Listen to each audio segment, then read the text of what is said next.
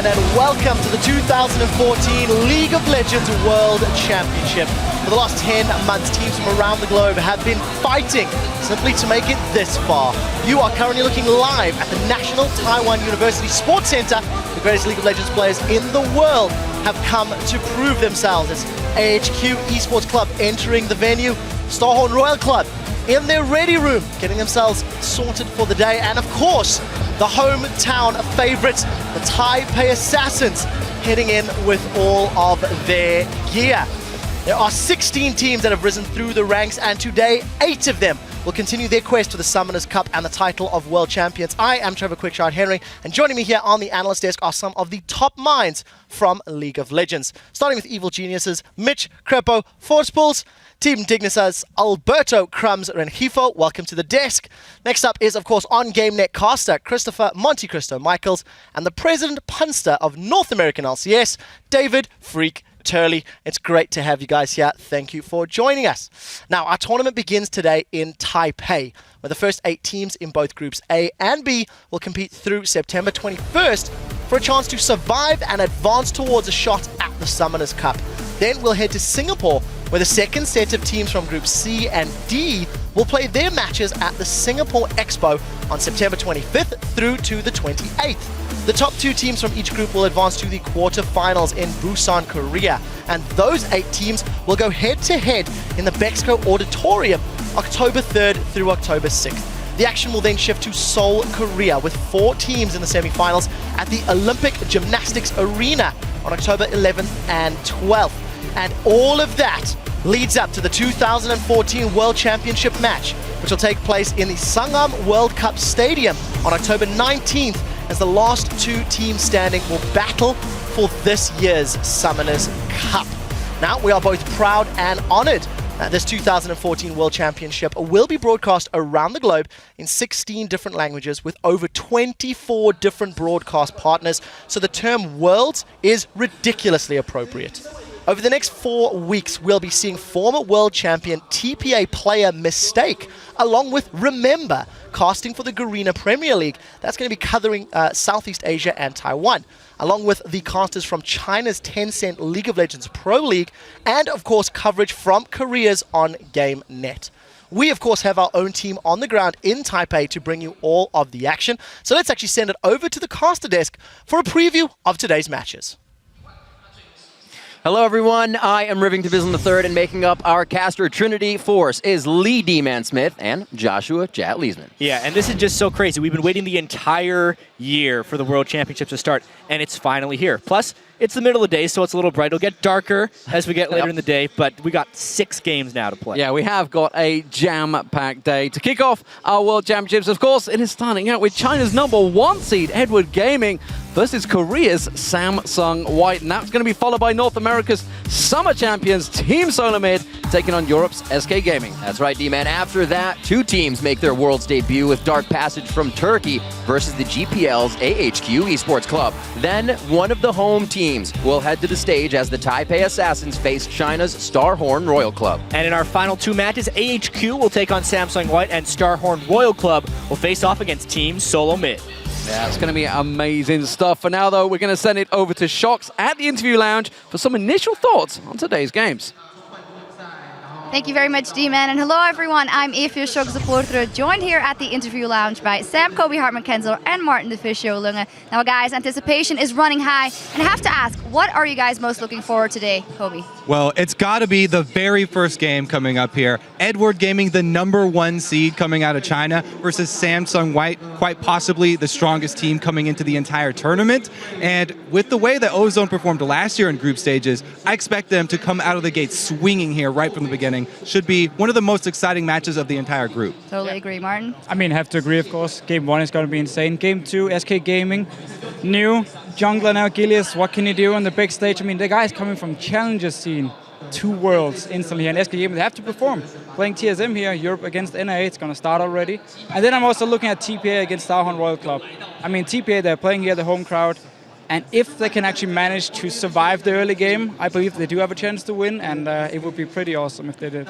Very interesting. Well, we will be catching up with the pros throughout the day to get the inside story on every explosive match. But for now, let's send things back over to the guys at the analyst desk.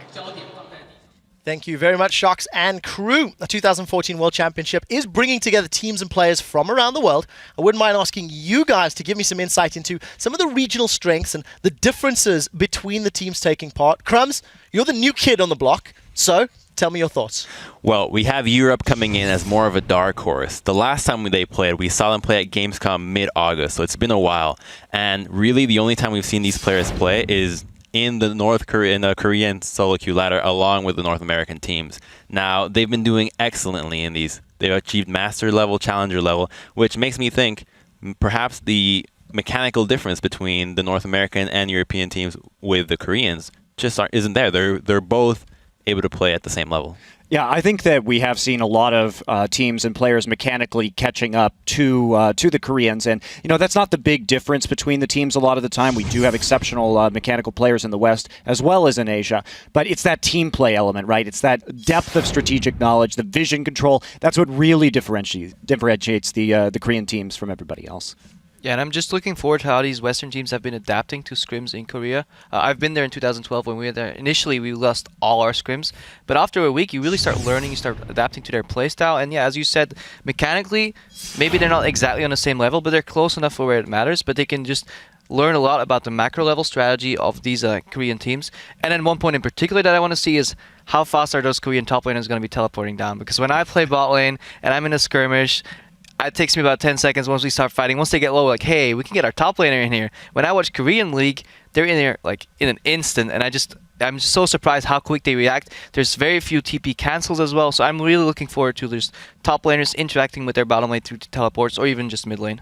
And I'm actually more interested myself in seeing how the various regions do interact. I actually want to see more regional differences because I agree, especially with Monte Cristo, the Koreans are generally a step ahead, especially strategically. So I want to see teams kind of forget that element of the game, rely on the fact that they're going to be mechanically about equal, and play a different type of game. Play a more early game aggressive game, try to win your lane. We've got amazing Western players like Bjergsen and Froggen who can just crush people, who are so darn good individually. Use that, snowball a lead, play a 20-minute and then fall off team comp to get some of these upset wins. I think that's the way you beat the heavy favorites in the Korean teams. Well, definitely a risky strategy. We will see if that pays out for them. If you guys at home do want to get on any last-minute studying, make sure you head over to lolesports.com. That's where you can find interviews, stats, VODs of their previous matches, and much more. You can also find a complete schedule for this week and vote for the teams that you think will win. So log on and put your predictive powers to the test, because we will be testing our analysts later in the day.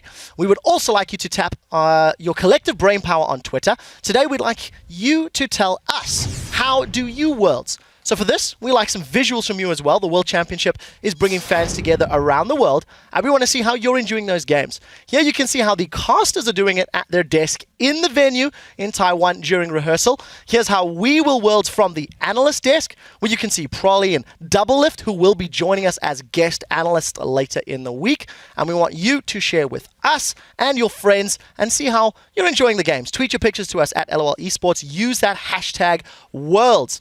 Now, let's check in on the opening ceremonies at the National Taiwan University Stadium as we begin the 2014 World Championship.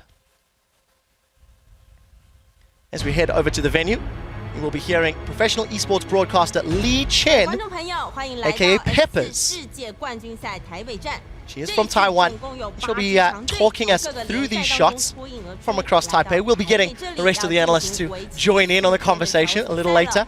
It's one of my favorite things about esports is how global it is. Yeah, really, really beautiful footage from around Taipei and Taiwan. Of course, this is going to be AHQ taking to the stage. Yeah, I've been in Taiwan before, and the crowd goes absolutely bonkers. This guy right here, Westdoor, that's who I want to see. He used to play on the NA ladder, widely popular here. That's what I want to see him perform. Don't forget, you've got the home crowd advantage for them as well, so I think SCA team's going to show up. Yeah, definitely. This is, of course, Dark Passage from International Wildcard, qualifying from Turkey. Holy Phoenix is their star. They want to see if they can get him to play. And I just like Fab Fabulous because he's called Fab Fabulous. Great name. I think this is one of the teams as well where they've got to rely on trying to make individual plays. Maybe they can make some games happen. That's definitely the case. We are taking a look, of course, at Samsung White from OnGameNet champions from Korea. Probably the favorites for the tournament, really. You know, people a lot of faith in the team. I know Crepo's looking forward to seeing Mata play. I want to get schooled. Of course, we are going to be looking at the #1 seed from the LPL from China, Edward Gaming. Name definitely the star on that squad. Oh, sure. And they are built around him. It's a lot of raise the AD carry, make him crash. And we'll see. I think Name is worth all the hype, though. He can bring this team far. First time international stage. You never know. You never know. And there's a real chance that he doesn't show up today, but I don't think find out. Well, we transition to Group B. This is, of course, SK Gaming. That's actually their sports psychologist just giving it right to the hug there. One of the only teams that's really gone that sort of professional route. Freddy, widely regarded as one of, if not the best top laner from Europe. He's the shot caller too. He's actually really important to this roster. Oh, that's for sure. Always keeps his cool. Right, next up from the LPL. Season 3 finalist, as far as the franchise is concerned, it is Starhorn Royal Club, but only Uzi, not UZI. Much confusion has been had regarding his name. It's not an Uzi name to say, after all. Oh no, it's too early in the day for Punts Freak. Wow. 2 in the morning, I start quick. Of course, you've got #1 seed from the North American LCS. TSM, as Crepo likes to say. Believing in apple pie. TSM calling him to make it out the groups for Crepo. It better not let me down. Else I'm going to look really dumb. If I recall, prediction game at Worlds last year didn't go well for you. Also did. Also it did. I'm in an upwards position right now. And of course, representing Garena Premier League, Season 2 World Champions. Missed last year, have returned. It is the Taipei Assassins. I imagine this crowd is going to lose it when they take I can't wait to hear the crowd, man. We played a show match with them one day in Taiwan, and it was absolutely insane. Really cool crowd. We will see. We watched those GPL finals. The team looked fantastic.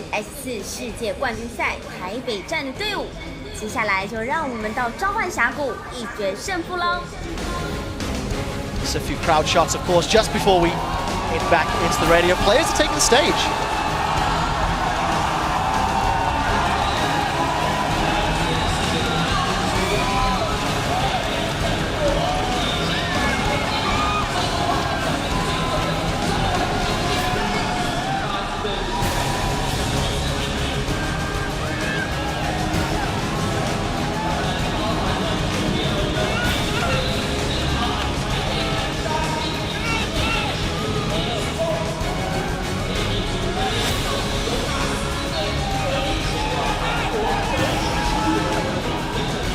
There are very, very few words that can truly encapsulate the feeling of being on that stage, being in that auditorium, and the pressure that is on these guys' shoulders. World Championships, it starts right now. Before we get to the games, I do want to go down the line, ask you guys some opinions that myself and the viewers can actually start to learn from this first stage of games in Group Stage 1 in Taipei.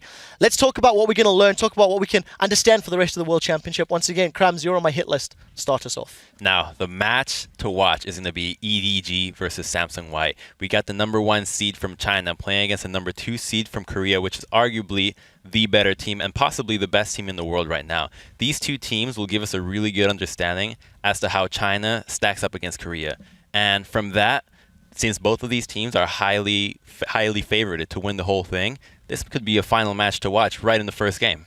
It's true, and I do think that the Korean teams are absolutely incredible, especially teams like Samsung White, but I'm actually really interested in seeing what the two Taiwanese teams are going to bring out here, because I think the GPL is sort of underrepresented. Again, in Season 2, TPA won the whole thing. No one thought they would. They were a huge underdog there. And then last year, we had Mineski and Gamma Bear show up, who were gigantic underdogs. They didn't win a single game, and it kind of undersold the region. But AHQ and TPA are much better than I think people are giving them credit for, and they're going to turn some heads. Yeah, I agree with that. Just from seeing TPA scrim over the last couple of months, you have to remember they brought in a Korean coach from Najin, and they've just been getting better and better and better. They had a very clean sweep in the GPL finals, and I'm excited to see them, especially with the home crowd behind them. That could really be the key to win in a very close group. Something I'm going to pay close attention to is just vision control in general. It is no longer like last year that you can just buy an Oracle and just start sweeping the map. Vision control is a lot more methodical, especially with supports. Are they going to do Mobi boots early? Are they going to play like the Koreans? Are we going to see deep wards? Are people going to play with fewer or more wards? How are they going to play around those wards? That's something I'm going to pay a lot of attention to in the games. And I just want to see how far Korean is ahead in terms of macro level strategy and vision control. Yeah, it's actually really interesting. This is the first World Championship with trinkets. I know we're all used to it playing in the game, but it was less than a year ago those things got added to the game, so it is a very different game from last year. Yep. We'll definitely see how that pans out. Thank you very much. Gentlemen, we are gearing up for that first match of the day, and of course it will be Edward Gaming from China taking on Samsung White. You can actually see Edward Gaming studying up, doing some last-minute VOD review. Samsung White making sure their mechanical ability is up to scratch. We will see if they deliver. These two teams will go head-to-head when we come back. So guys, stay with us. Just going to do a short ad break.